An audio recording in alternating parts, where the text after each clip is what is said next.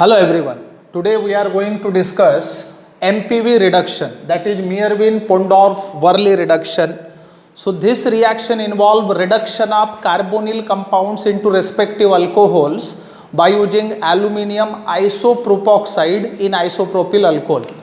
Thus in this case what happens when ketones, or instead of ketones aldehydes can also be used, are reduced by using aluminium isopropoxide, which can be given as, this is the aluminium isopropoxide in isopropyl alcohol.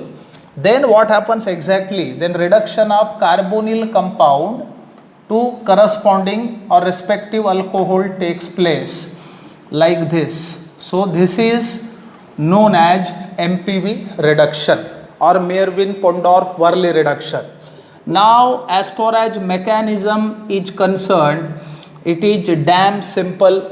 So right here ketone can be represented as, it interact with aluminium isopropoxide.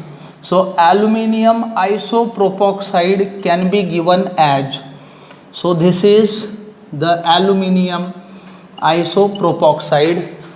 Now at this stage what happens? Here protonation takes place.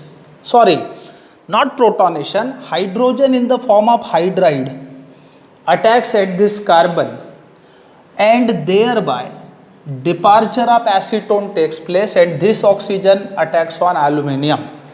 Now key point is, there is departure of acetone, which can be given as, this is the side product obtained, and the net intermediate so obtained can be given as, so this is the intermediate so obtained. Now to this intermediate, isopropyl alcohol donates proton. Now isopropyl alcohol can be given as, this is isopropyl alcohol. Now this isopropyl alcohol donates proton and oxygen attacks at the aluminium.